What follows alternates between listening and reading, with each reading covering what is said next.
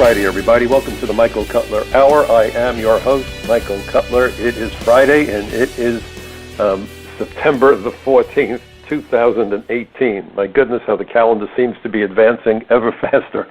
Maybe it has something to do with as you get older, time flies more rapidly, perhaps. I thank you for joining me. Hope this has been a good week, certainly a somber week. The 17th anniversary of the terror attacks of 9/11 were commemorated just a couple of days ago. Also, for my Jewish friends and listeners out there, we celebrate the Jewish New Year. But no matter how you measure the year, I hope that this coming year brings you all happiness, health, and hopefully peace. Very turbulent times, much to be concerned about. And we seem to have a crop of lunatics, all too frequently, becoming political leaders, so-called. And that's what I really want to address today, where we are 17 years after the terror attacks. You know, it was September 11, 2001 that motivated me to do this radio program and everything else that I've done in the wake of those horrific murders, because that's what it was. It was a mass murder committed in America. The body count is not done. More people are still perishing because of their exposure to toxins when the Trade Center towers collapsed, releasing the toxins, asbestos. God knows what else was thrown into the air. And today, at least 10,000 people remain sick. Over $7 billion, I believe, is the number, $7 billion allocated for their treatment under something known as the Zadruga bill. Zadruga was a police officer who was the first to die because of the contaminants that he ingested, that he was exposed to.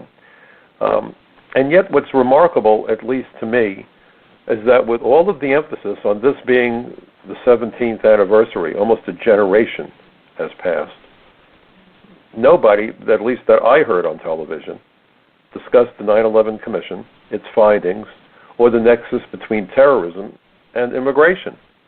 And that's really a big problem, because if you're not willing to acknowledge that there's a problem, you're certainly not going to look to find solutions for the problem.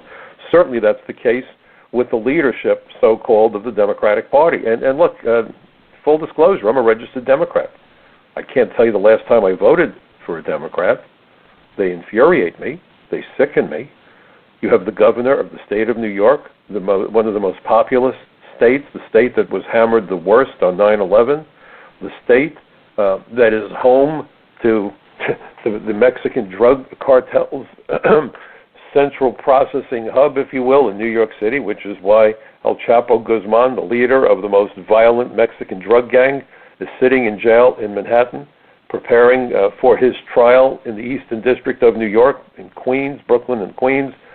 Why on earth do you think that this drug cartel set up shop in the city of the country that has the largest, best trained, best equipped police department, certainly in the United States, if not the world, the NYPD? I had the privilege of working with members of the NYPD throughout my 30-year career. And it is a wonderful department, lots of great people I was very proud to work with. But yet, why would you, as a leader of a cartel, set up shop here? You would think this would be the last place. And the answer is simple. It's because New York is a sanctuary city. It's because criminals and fugitives and terrorists know that if they violate our borders, if they violate our immigration laws, and they all do, by the way, in order to do what they do, either how they come here, the crimes that they're subsequently convicted of, all of these render them deportable. So then why do they come here? Because they know that they have guardians, if you will. And who are the guardians? The mayors and governors who establish their domains as sanctuaries. Boy, if ever there was a misuse of a word, it's the word sanctuary. We're going to pay a little attention to language today also. I think it's only fitting.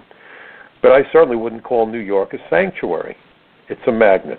It's a magnet for fugitives, as we see. It's a magnet for the drug cartels and violent gangs, and as we've seen frequently, terrorists.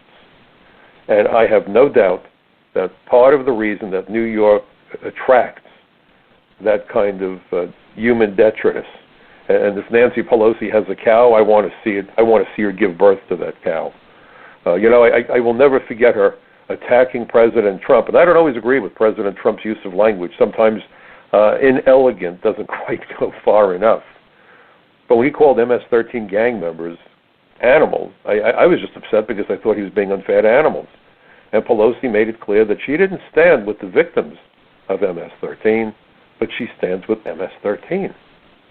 That's what's so mind-boggling to me, that the Democratic Party has become the guardians of criminals and terrorists and unscrupulous employers. Whatever happened to the Democratic Party that looked out for American workers to make certain that they wouldn't be displaced by foreign workers, to make certain that they would be treated fairly in the workplace?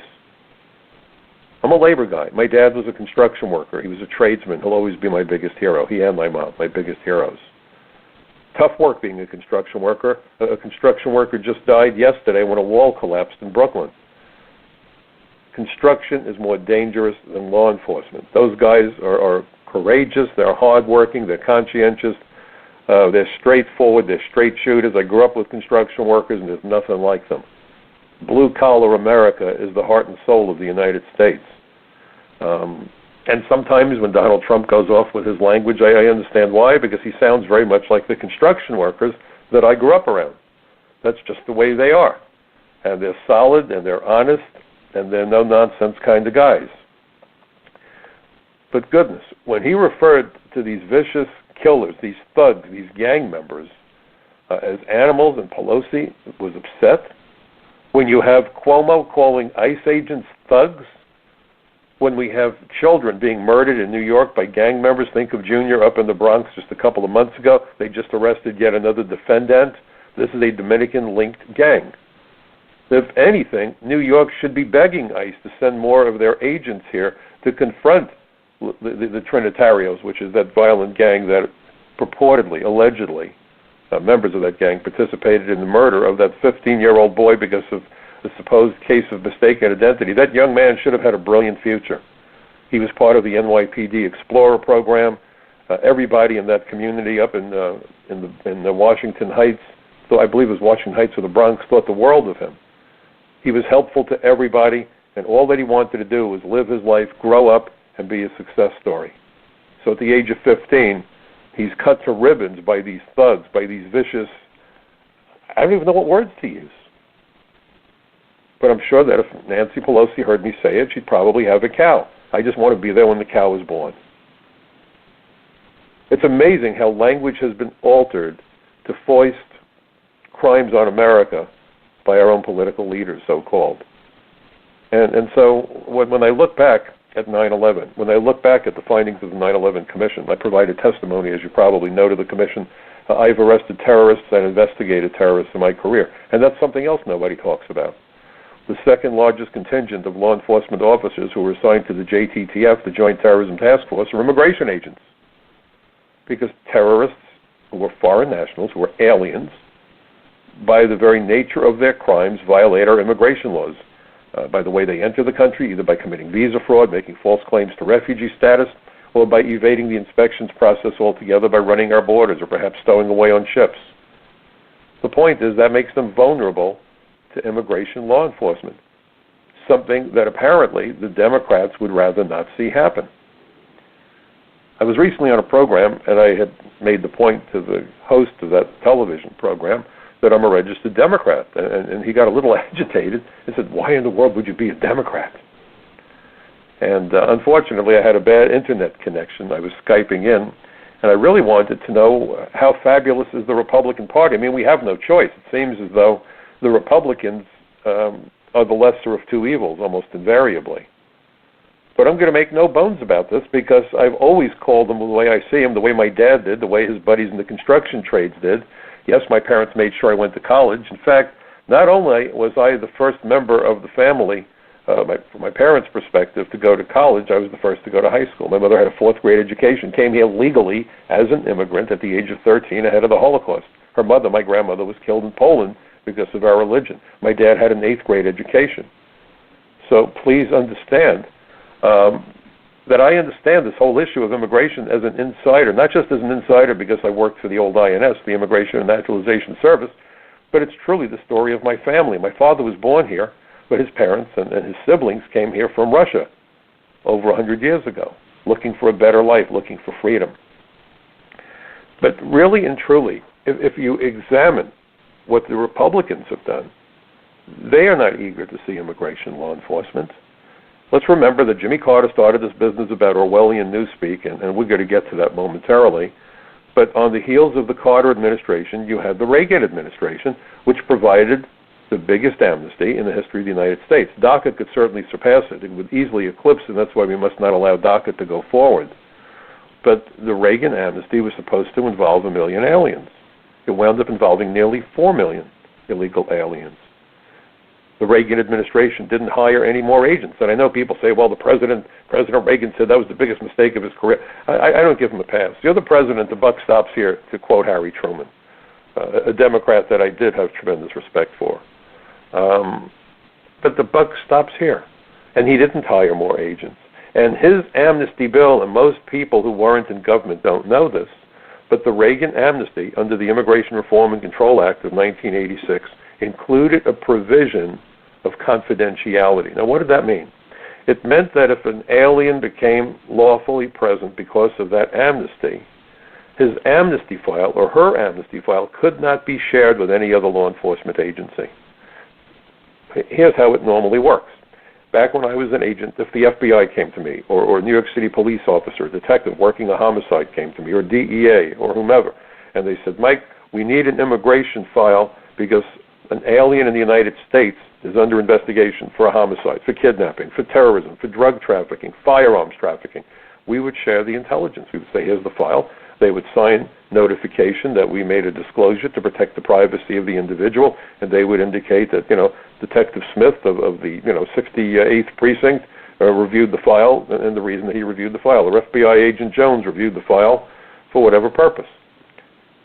And we would easily and happily turn it over. If we didn't, we'd be in trouble because then you're obstructing an official investigation, and they shared intelligence with us.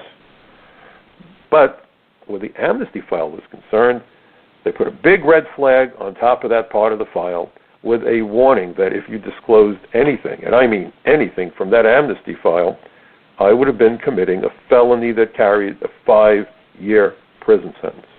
Why? Why? It was done to encourage aliens to come out of the shadows and lie and commit fraud. And that's something Ted Kennedy wanted. And that's why every time I hear about bipartisan immigration bills, oh my God, my heart sinks. Because every time they get together, if you want to talk about collusion, look at immigration and look at both parties, and boy, will you see collusion. Remember the 8 gangsters, as I called the Gang of 8? Both parties were in bed on this one, folks.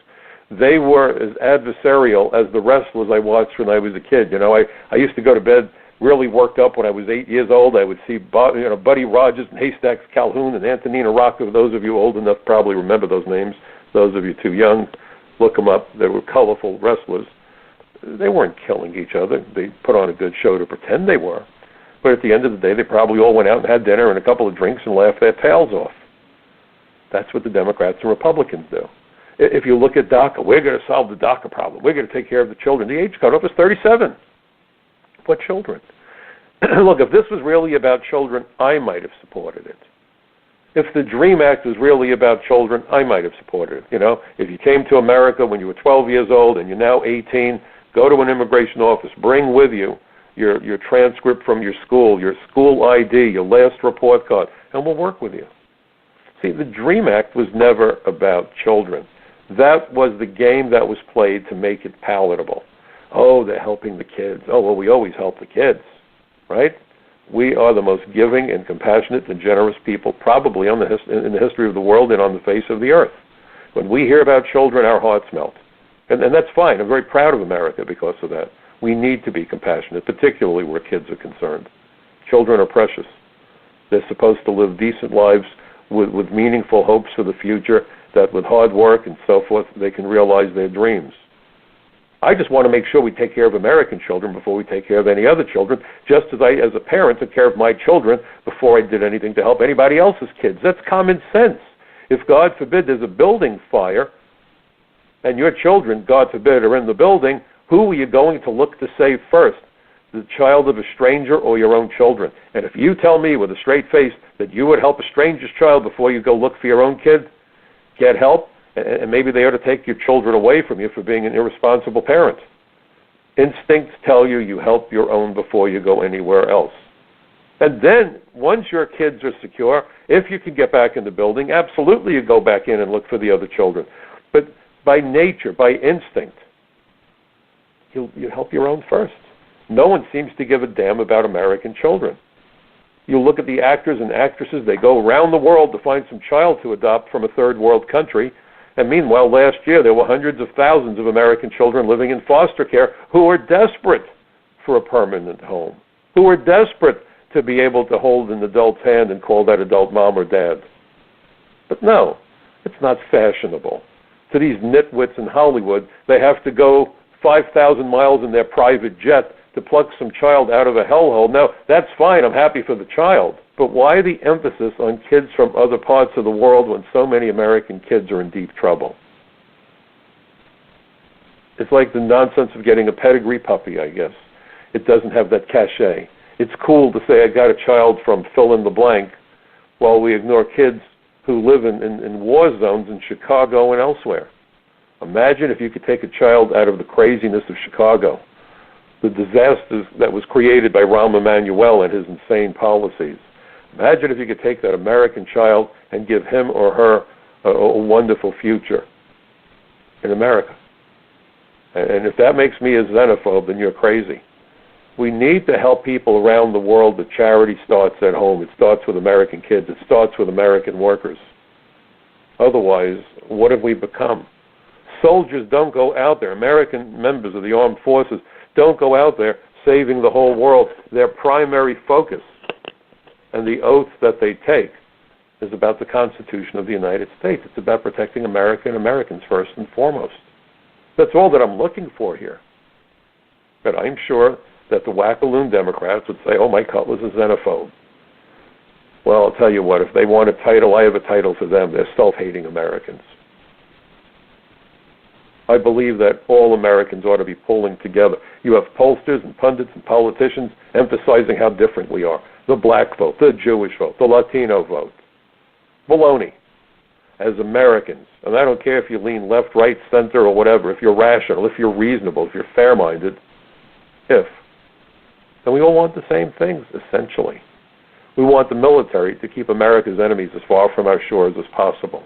We want the police to keep our streets safe, keep the gangs and the drugs off our street corners so that we're safe walking to the nearest store or going about our day-to-day lives. That's what we want.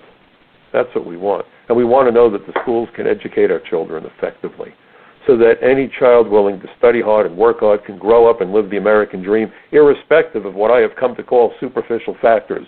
You know, race, religion, ethnicity, gender. Any American willing to work hard should be able to write the next success story. But what we keep on doing is keep on flooding America with cheap, exploitable labor to drive down wages, drive Americans out of jobs. Mitt Romney, who betrayed Americans, said, we need to staple green cards onto the diplomas of foreign students so they don't go halfway across the world when they get their degrees. Really, Mitt? I have a better idea. Put American kids in those universities so when they get their degrees, they're likely to go no more than halfway across town, or at worst, halfway across the United States when they get their degrees. And I know that my Republican friends, my conservative friends may disagree. I have no problem with providing American kids with a free education if they can't afford one, provided that they study a curriculum that we need, not remedial basket weaving, but we need doctors, then let's pay for it. And I see some medical schools are doing that, and I agree with it. We need engineers, then let's do it. We need programmers, let's do it. I remember when I was a kid, I watched a program called What's My Line, and I still love the show. You know, back then, when I was a kid, people on television programs knew that it was a privilege to be invited into people's homes. They dressed up. They very often wore tuxedos on these game shows, and they were polite. They were very witty. They were very funny. They were very smart. They were very thought-provoking, but they conducted themselves with dignity. It wasn't a food fight. Some of these programs, they look more like a home invasion than guests stopping by. And I remember on What's My Line where people had to guess what the careers were of the people who appeared on the program. These two very pretty young girls came on, and they were wearing those fancy, fluffy dresses. I think they called the stuff in them crinoline, if I'm getting that right. the party dresses, and they were very petite and very feminine, and it was kind of interesting. They were 20 years old, and they were house painters. When they graduated from high school, they decided they didn't want to go on to college, and that's fine. You don't have to go to college to be successful. Trade schools are important. Again, my dad was a tradesman, and I'll tell you what, I will put his skills and the skills of really talented tradesmen up against bankers and lawyers and accountants any day of the week, because those tradesmen are able to build something. They can do something in the real world, not just on a piece of paper. They build this country. They build the buildings and the roads and the rail systems. They build our cars, and they build trains and planes, and you name it, and they do it. And to them, no job is too difficult, dirty, backbreaking, or dangerous. They go to work, and they're happy to have a job, and they're happy to get a paycheck and pay their bills and support their families. So these two girls decided, we really don't want to go to college. What should we do? Well, at the time, the Labor Department realized there was a shortage of people in the construction trades. And if I remember the program properly, I hate to tell you how long ago it was. This is decades ago. I was a teenager when I saw the show. They decided to become house painters. And what the Labor Department did was they paid for the training so that anybody who wanted to be a carpenter or a bricklayer or a house painter could get the training for free. And that was how we filled the jobs that America needed. We didn't say, oh, let's bring lots of people in from India, Mexico, wherever. We looked to our own children and said, let's get some of these American kids into those trades if they're not planning to go on to college. And it made sense. And it made sense. When Hurricane Katrina hit, the Bush administration suspended the requirement of the I-9, the document you need to fill out when you're hired to prove that you're legally entitled to work in the United States. So he suspended it so that people from Mexico and other countries would be encouraged to go down there and rebuild New Orleans. Stroke of genius, George W. Wow. That was a golden opportunity to make lemonade out of lemons. Imagine if he had said, look, if you've had scrapes with the law, if you're having a problem supporting yourself or your family, if you want to learn the building trades, we're going to do an apprenticeship program.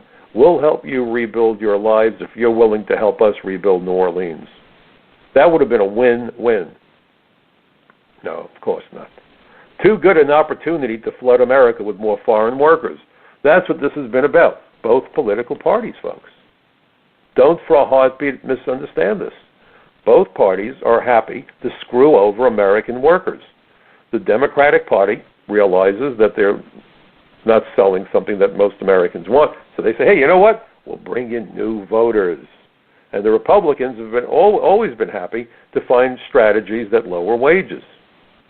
Because the Republican Party, and that's fine, I understand this, tends to be the party of the business owner. The Democratic Party used to be the party of the worker. And both sides of that labor management equation have reasonable desires, concerns, and goals. And sometimes they have unreasonable on both sides. That's how the world works, if we're honest. I compare labor management to the military. You think back to D-Day, the brilliance of Eisenhower and the other generals, which resulted in that resounding success, and that marked the beginning of the end of the Second World War, D-Day. Brilliant strategists. But if they didn't have those dedicated American soldiers willing to brave the gunfire, brave the mortar, brave the violence, it wouldn't have worked. Without the leadership of the generals, it wouldn't have worked. Without the courage and the patriotism of those unbelievable soldiers, it wouldn't have worked. You put them together, they were unstoppable. Well, labor management works kind of the same way in industry. Of course, no one's looking to lay down their lives. It's not a shooting situation, thank God. But it's supposed to be a team effort. It's supposed to be a team effort. And yes, there's always negotiations. If you go buy a new car, the salesman wants you to pay the most and you want to pay the least, and you have a negotiation. That's how it works. The art of the deal, as President Trump would say. But when the Democratic Party knifed American workers in the back and said, you know what, let's flood America with cheap labor. When the labor unions said, well, we don't have enough members, let's bring in foreign workers. Who cares if it's going to lower wages? If we can get them to pay union dues and we could fill up the ranks, we get more leverage, we get more money, the two elixirs of power, money and leverage. Today, very few people are standing with the average American worker, with the exception of President Trump, with the exception of Jeff Sessions. I know that he's become controversial, and I'm not going to get into that. I don't know how to account for what's happening and not happening with Hillary. But on the immigration issue, I know Jeff Sessions. We were in a panel discussion together. He quoted me from the floor of the Senate during the floor debate on comprehensive immigration reform. I think he's a real good guy. And they understand this. This is about protecting American jobs and American wages. Very simple. And the American people have been conned by the swindlers who are globalists. This isn't left-right, folks. This is right-wrong. This is right-wrong. Even after 9/11 Commission warned that multiple failures of the immigration system were behind the ability of terrorists to attack America, these bums still can't bring themselves to do what's essential to protect America. It took America 44 months to win the Second World War after we were attacked at Pearl Harbor by the Japanese fleet. On 9/11, more people were killed by 19 terrorists than America lost at Pearl Harbor on December 7, 1941. 44 months after December 7th, the war was over. America had built fleets of airplanes and ships and tanks and bazookas and radar. Hell, we built atom bombs with brand new unproven technology. We won the war. We were attacked by terrorists in 1993 at the CIA. A Pakistani by the name of Kansi shoots up the CIA, kills 2 CIA officers, wounds 3 others, flees the country because that's what foreign nationals who commit attacks and crimes in America can do. They have an escape hatch. In the case of Kansi, given the nature of his crimes, he was tracked down, brought back, put on trial, found guilty, and executed. It didn't bring back the dead. It didn't heal the wounds of those who were injured. Certainly didn't help the grieving families. 1 month later, we had the first attack at the World Trade Center. 6 dead, over 1,000 injured, $500 million in damages inflicted. Those bums almost brought the tower down sideways, 110 stories tall, 1,400 feet plus high, almost a quarter of a mile high building. They were vertical cities. Could you imagine if they had toppled one tower into the other? Nobody would have gotten out. It probably would have ruptured the seawall. Lower Manhattan would have been flooded. And it was clear that immigration fraud and other failures of the immigration system were behind the ability of those terrorists to enter the United States and hide in plain sight, embed themselves. And that's why on May 20th, 1997, I was called to participate in my first congressional hearing before the House Immigration Subcommittee on the issue of visa fraud and immigration benefit fraud. It was crystal clear to everybody. And the Clinton administration, not surprisingly, did nothing. In fact, they went in the opposite direction. They implemented a program known as Citizenship USA, where they ran 1.1 million applications for U.S. citizenship through the system so quickly, quicker than you know what goes through a goose, that thousands of aliens who were given citizenship got citizenship before their fingerprints came back. Some of those people that were naturalized should have been deported. By the way, the Trump administration has created an office that focuses specifically on aliens who acquire citizenship by committing fraud. Brilliant. They need to put more emphasis on fraud. That's the biggest vulnerability we have. You could build the most incredible wall on the Mexican border, but if you give an alien a green card or citizenship, you're basically giving them the key to the door lock on our front door, so that wall doesn't become relevant to them anymore. Immigration is a system. We need to look at all of the components. We're not looking at the components because immigration is not a law enforcement system. Immigration has morphed into a delivery system, and it delivers an unlimited supply of cheap, exploitable foreign labor, not just at the bottom rung, not just the illegal aliens who do the physically demanding, back-breaking, and dangerous jobs, but at the upper levels where we talk about the H-1B visas and other such visas, all designed to flood America with cheap labor, foreign tourists, foreign students, and for the immigration attorneys out there, and they're to be found on both sides of the political aisle, an unlimited supply of clients for immigration lawyers.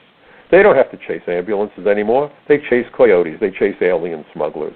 And if we pass DACA, and if aliens who can claim and lie through their teeth that they came in before they were 16 can be as old as 37 now, if we are screwed up enough to do that, it will forever, irrevocably undermine national security. We could be looking at 10 million or more illegal aliens. I kid you not. Just like Reagan said 1 million, we wound up with 3.5 to 4 million. This nonsense about, well, we've done 700,000. I mean, if they hold it at 700,000, maybe we can talk about that. But if you open the floodgates and say aliens who did not apply for whatever reason, well, let me tell you what will happen. There will be no interviews.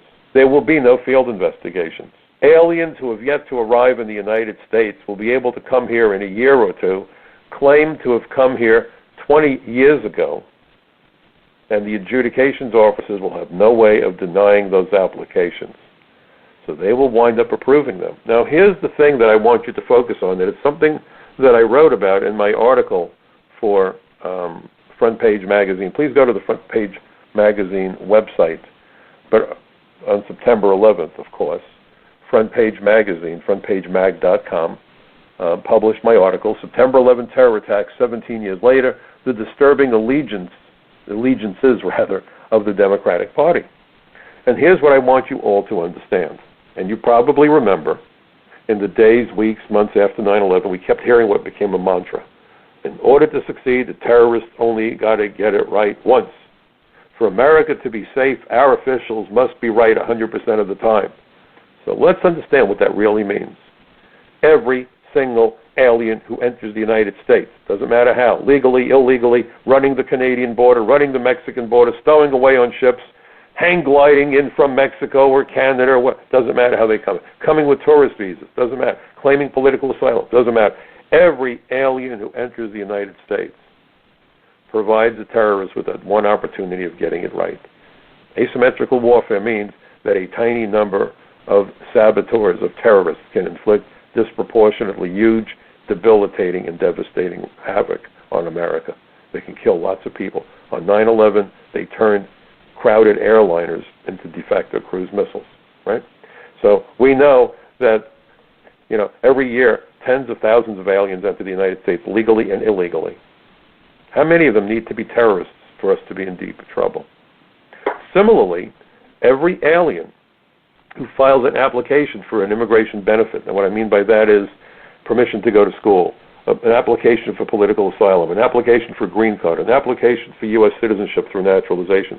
Every application, even if it's not approved, just filing for it, according to the 9/11 Commission, provides the alien with the opportunity to embed himself or herself.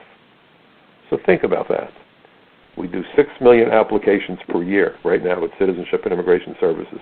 DACA would dump unknown millions, maybe 10 million, maybe 8 million. We have no idea. We don't know how deep the water is in this murky pool. Okay? No one knows. And I'm writing an article about what that really means for America. Should be posted at Front Page in the coming week. Keep your eye out for Front Page Magazine. So what it really means is every alien who enters, every application that's filed, provides terrorists with an opportunity to attack us. And yet, we do nothing about it. And when the Trump administration tries to do something about it, the courts block him, members of his own party block him, we have near riots, all because the president is trying to learn the lessons of 9/11, as noted in the 9/11 Commission report. And he gets attacked as a xenophobe, as a hater, Wow. All because he's trying to do his job as Commander-in-Chief of America's Armed Forces and as Commander-in-Chief of America's federal law enforcement agencies. It's the use of language that has created the problem. Remember I said the president isn't as nuanced in language as I wish he was. My degree was in communications, arts, and sciences. I kind of cringe when I hear the president say things. His enemies referred to the travel ban, which wasn't the travel ban. And foolishly, the president talked about his travel ban. Goodness gracious, Mr. President, stop. Think this one through. Go have a conversation with Jeff Sessions. I'm sure he could give you some guidance here. It was an entry restriction, not based on an arbitrary and capricious executive order like DACA, but based on law that is established in the Immigration Act that has been on the books since 1952. And I have no doubt that the prior law, before the 52 Act was passed, probably had similar language. I don't know for sure, but I'm going to surmise it. But nevertheless, 1952 is when this piece of legislation was enacted. Let me read it to you, by the way. It's very, very straightforward, and you'll see how all the screaming is for nothing. And these judges that are screaming about this being unconstitutional, if they think it's unconstitutional, they're in the wrong business. They certainly shouldn't be sitting on a bench, maybe a park bench, but not a bench in a courtroom. This is under Title 8, United States Code, Section 1182, small f. The title of this section of law, by the way, suspension of entry or imposition of restrictions by president. It's just 2 or 3 sentences, folks, real quick. Here it comes. Whenever the president finds that the entry of any aliens or of any class of aliens into the United States would be detrimental to the interests of the United States. I'm going to stop for a moment. Detrimental to the interests. How low a bar is that? It doesn't say the alien has an atom bomb, the Ebola virus killed 48 people. No. Whenever the president finds that the entry of any alien or any class of aliens into the United States would be detrimental to the interests of the United States, he, that is to say the president, folks, he may by proclamation and for such period as he shall deem necessary suspend the entry of all aliens. Did you hear what I just said? All aliens. Or any class of aliens as immigrants or non-immigrants. Doesn't matter if they have green cards. Or impose on the entry of aliens any restrictions that he may deem to be appropriate. In theory, President Trump could go on national TV and say, I've just issued a proclamation, and unless you're an American citizen, I will not allow you to enter the United States. He has that right. It's in the law. It's designed to protect us. What's unconstitutional about what he did? And of course, they always say, well, Muslim majority country. Indonesia is a Muslim majority country. Wasn't on the list. And Indonesia has the largest population of any Muslim majority country. So if the president was out to stop the flow of Muslims into America, he's incompetent because he left out Saudi Arabia, he left out Indonesia, he left out other countries. Indonesia by itself has roughly as many people as did all the countries on the list that he did put on the list. So was this about keeping out Muslims? No. This was about keeping out aliens who can't be vetted. Aliens whose governments are essentially at war with us. I mean, think of Iran. My concern about Iran is as we ramp up sanctions, they're going to be more motivated to take action. And a week earlier, I wrote an article, and I discussed it on my program, about 2 Iranian sleepers who were arrested in the United States targeting people and Israeli-linked and Jewish-linked organizations in the United States, possibly for assassination. That's what they're charged with. So we have a serious problem, a president trying to address the problem, and judges and politicians, particularly the Democrats, doing everything possible to thwart his efforts to protect us. Could you imagine if there was an attack, the way they would scream, "You incompetent president, why didn't you protect us?" He tries to protect us, and he becomes a xenophobe. So now we have to consider George Orwell. I wrote an article a while back for the Social Contract. I write long pieces for them. I think this article might have been on the order of 20-odd pages. So, I mean, these are big articles. The fall edition, I think I mentioned it earlier, is going to be on sanctuary country, how really we've never been determined, at least for decades, to really enforce the immigration laws. Very important article. But I wrote an article about language wars, and the road to tyranny is paved with language censorship. That's what I wrote about. So what we keep hearing, political correctness, we heard that from the president. They're too politically correct. This isn't political correctness. This is Orwellian newspeak. Human beings think with words. If you can eliminate the words, you eliminate the thoughts the words represent. That's why they've done everything imaginable, the globalists, to expunge the word alien from the conversation. By calling every foreign national an immigrant, people have gotten to the point where they really believe that anybody who's not a citizen is an immigrant. That's what's happened. The Associated Press has something known as a style book. When I went to college, we had a style book, and the style book was to keep us consistent in punctuation, in grammar, and in footnoting. The Associated Press style book goes further. It also tells us what language we can use. So if you punch in illegal alien, it's not going to happen. It's not going to happen. And the Associated Press boasts that their program, because it's a computer program, can be found in classrooms, boardrooms, and newsrooms around the United States. They've become the Ministry of Truth right out of 1984. Please read 1984. This is Orwellian newspeak. And we're seeing the same thing with Twitter. In fact, the Center for Immigration Studies wanted to run some ads on Twitter, but because they used the word illegal alien, they were turned down and told they were engaging in hate speech. By the way, the word alien appears in the DREAM Act. The A in DREAM Act is alien, as in alien minors. Doesn't matter if we're hypocritical. Doesn't matter that Chuck Schumer says that trespass is dangerous, and when people trespass on critical infrastructure or national landmarks, they should go to jail for 5 years. But the same Chuck Schumer says when you trespass on America, if you're an alien, we should give you citizenship for trespassing. Never mind the hypocrisy.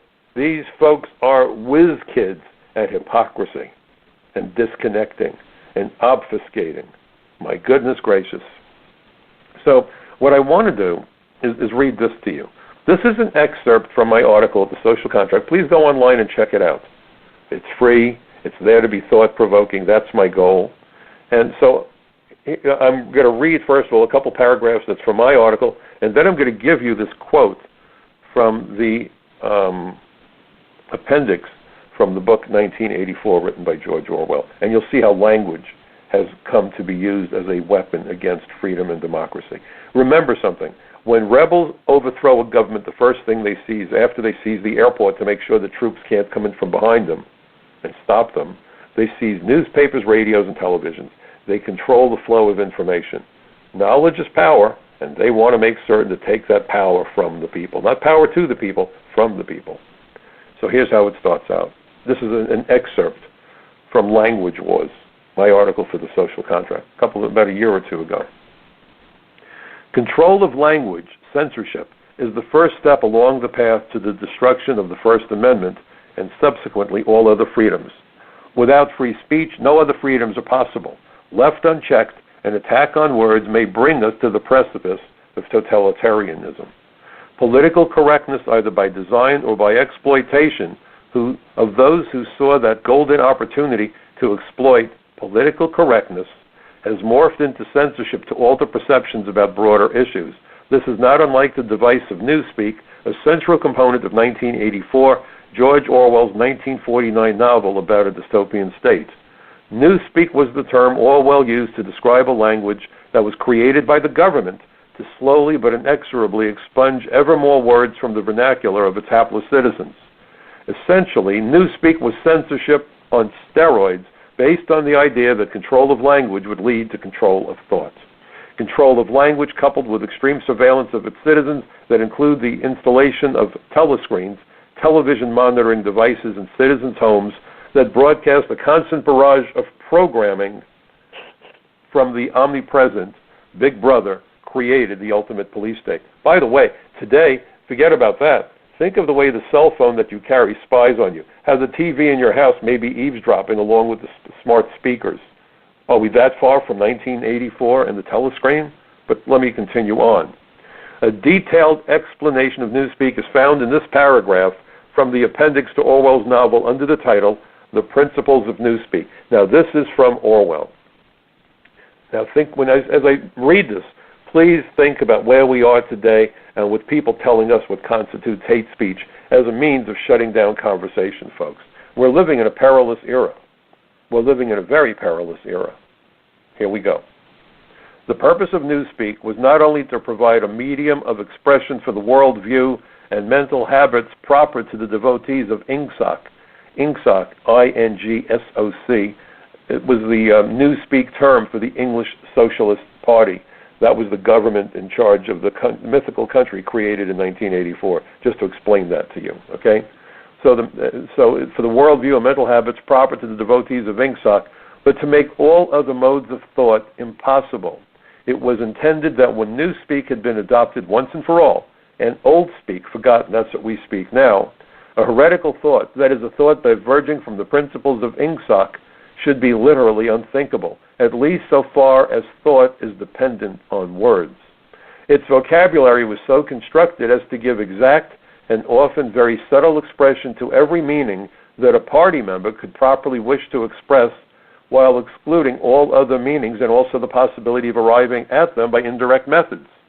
This was done partly by the invention of new words, but chiefly by eliminating undesirable words and by stripping each of such words as remained of unorthodox meanings and, so far as possible, of all secondary meanings whatsoever. To give a single example, the word free still existed in newspeak, but it could only be used in such statements as, and this is a quote, "This dog is free from lice," or "This field is free from weeds." It could not be used in its old sense of politically free or intellectually free, since political and intellectual freedom no longer existed even as concepts, and were therefore of necessity nameless. Quite apart from the suppression of definitely heretical words, Reduction of vocabulary was regarded as an end in itself, and no word that could be dispensed with was allowed to survive. Newspeak was designed not to extend, but to diminish the range of thought, and this purpose was indirectly assisted by cutting the choice of words down to a minimum.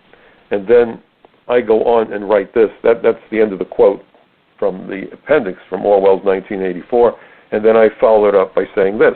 Today, the elimination of words has certainly been expedited by the use of social media such as Twitter, which limits the number of characters that can be transmitted. America has gone from having a highly literate population to a country where most people are unwilling to read more than the headlines of articles. College campuses, which used to be the bastions of free speech and debate, now provide safe spaces to keep the ears and minds of the students from hearing alternative perspectives and perish the thought. The truth. Certainly democracy is anything but safe when safe spaces are imposed on college campuses. Is that not where we are today? Don't you dare use the word alien. Unless, of course, it's the A in DREAM Act, but by now most people have forgotten that the term DREAM Act is actually an acronym. This is how close we are to losing our freedoms and our democracy. And think about how people are quick to jump on the bandwagon without thought. I was in an Apple store getting my iPhone fixed, and the young lady asked me for ID and saw my retired credentials and said, "My goodness, what is that?" And I said, "Well, I used to work for the INS. I was an agent." And she got a little upset and said, "Well, you know, we're a nation of immigrants." I said, "Yes, but we're not a nation of trespassers. We certainly should admit immigrants. My own mother came here as an immigrant. My dad's parents came as immigrants. My first wife, who died of cancer many years ago, her family were in the concentration camps. They came as immigrants. They were here legally." I said the difference between an immigrant and an illegal alien is comparable to the difference between a house guest and a burglar. Or as I had said when I was on Laura Ingram's show a couple of weeks ago with Jason Chaffetz, the difference between a bank robber and a bank customer. And she says, "Yes, but we're a nation of immigrants." So in her mind, the word alien is gone. You talk about foreign nationals, automatically, what word are we talking about? Immigrant. The word alien has been expunged. It doesn't exist. If you're not willing or able to make a clear distinction between lawful immigrants and illegal aliens, then our borders are rendered meaningless. The fact that we spend almost $14 billion per year on customs and border protection is apparently a waste of money because they're all immigrants. Doesn't matter how you come here. If you come here from another country, you're an immigrant. That's all that seems to matter. Doesn't matter if you break in. Doesn't matter if you lie about your name, because you're an immigrant. And we're a nation of immigrants. And if anyone dares suggest that we throw an immigrant out, even immigrants who rape children, immigrants who kill people, immigrants who sell drugs, doesn't matter. They're immigrants. We're a nation of immigrants. Why would you make them leave? You know, one of the biggest problems that we have in law enforcement is the issue of recidivism. You put a guy in jail, he sits there for 10 years, he comes out. How many of them go back and commit more crimes?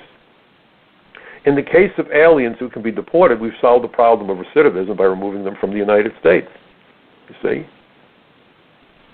But you have mayors of sanctuary cities that don't want that to happen. Governors of sanctuary cities that say, "Oh, no, don't you do that. Never mind recidivism. Never mind that we optimistically call jails sometimes correctional facilities." Why do you think they call them correctional facilities? We're trying to correct the sociopathic criminal behavior of the bad guys. But very often it doesn't work.